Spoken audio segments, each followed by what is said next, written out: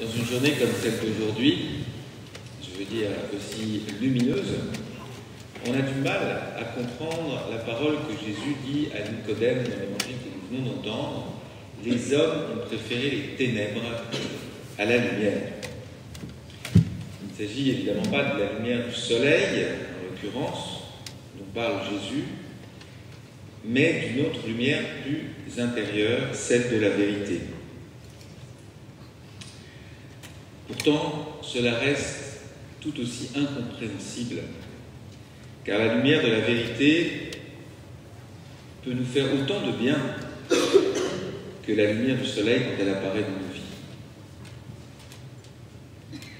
Et la vérité, Jésus vient de l'énoncer, c'est que Dieu a tant aimé le monde qu'il a envoyé son Fils unique, non pas pour juger le monde, mais au contraire pour sortir de la logique de jugement et donner à chacun d'être fils et fille de Dieu, autoriser chacun à être dans la vérité de ce qu'il est, indépendamment de tout jugement posé sur lui par le monde. C'est ça la vérité. Et pourtant, nous avons du mal à l'accueillir. Comment l'accueillir très concrètement dans nos existences? Alors, je ne veux pas faire un style larmoyant, mais comme cette année paroissiale touche un peu à sa fin, je ne vais plus avoir tellement l'occasion de parler de cette promo-ci de la paroisse. Je voudrais vous livrer 3 petites manières bien concrètes pour accueillir cette lumière. La première, c'est peut-être ce que je n'ai pas fait ce matin, aux grandes dames de mon frère Sébastien, qui essaye de m'y pousser depuis le début de la journée, c'est faire le choix de la louange. De même que nous accueillons la lumière du jour chaque matin, il faut chaque matin chasser les ténèbres de nos cœurs. C'est un petit peu comme ces apôtres qui étaient enfermés dans un cachot obscur et que les anges sont venus délivrer.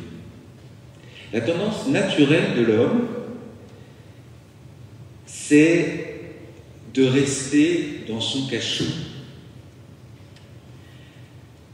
ou de s'y précipiter aussitôt réveillé en se replongeant, s'il a fait des beaux rêves, dans les soucis, les préoccupations égocentrées, les pensées négatives.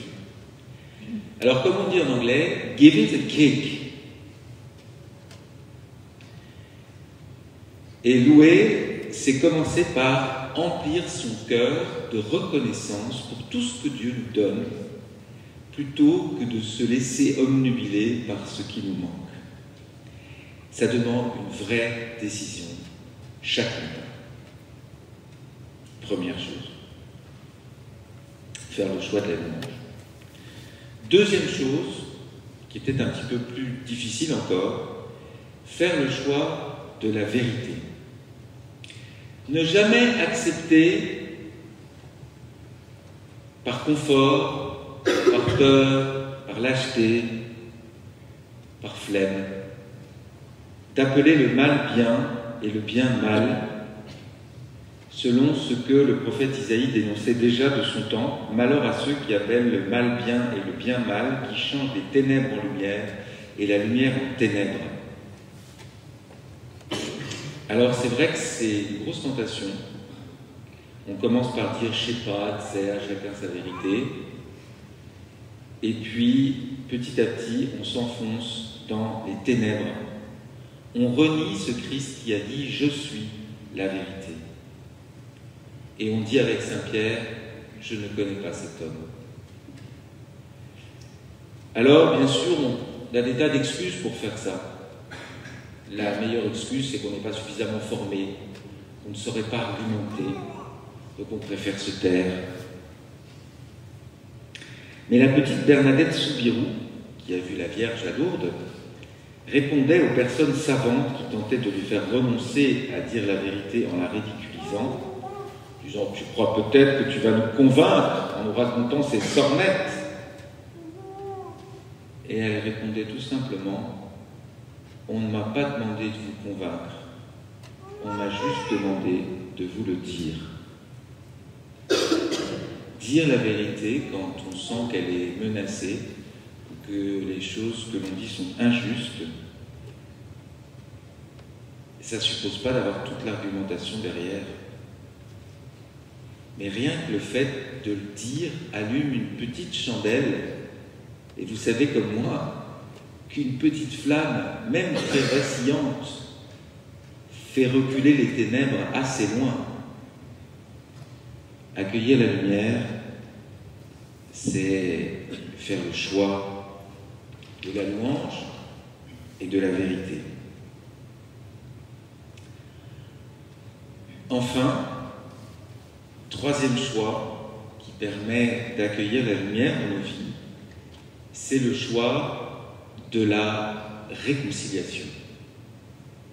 Et très concrètement, du sacrement de réconciliation. Il y en a beaucoup qui le pratiquent parmi vous, c'est heureux, mais il y en a aussi qui ont peur, tout un tas de raisons, de le pratiquer. Je pense que c'est vraiment un moment, ce sacrement de réconciliation, de lumière, parce que c'est un moment où nous sommes en vérité devant Dieu. Et l'apôtre Saint Jean nous en donne l'assurance dans sa première épître. Il dit « Si nous reconnaissons nos péchés, Dieu est fidèle et juste pour nous les pardonner et pour nous purifier de tout mal. Celui qui fait la vérité vient à la lumière. » Et faire la vérité sur nous, c'est d'abord reconnaître, je reviens à ce que j'ai dit tout au début, que Dieu nous aime comme on est, qu'on n'a pas besoin de mériter son amour, et que même avec les très nombreux péchés que nous avons chacun, il nous aime. Et c'est ça qu'on célèbre dans le sacrement de réconciliation.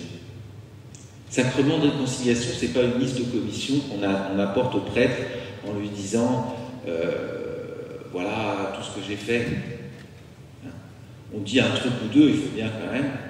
Mais c'est surtout pour célébrer cette chose extraordinaire que rien, pas même notre péché, ne peut nous séparer de l'amour de ce Dieu qui a envoyé son Fils non pas pour juger le monde, mais pour sauver le monde, pour donner à chacun le droit d'être qui il est. Et c'est pour ça que quand on sort du sacrement de réconciliation, surtout quand on ne l'a pas reçu depuis longtemps, on a les yeux flash lumière. Et pour ceux qui n'ont pas l'habitude, je vous souhaite vraiment cet été, je suis sûr que vous allez chacun avoir une occasion de recevoir le sacrement de réconciliation cet été. J'en suis sûr.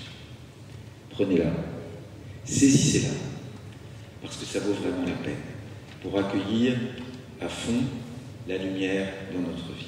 Et à tous ceux qui l'ont accueilli, dit encore Saint Jean, Jésus a donné le pouvoir de devenir enfant de Dieu.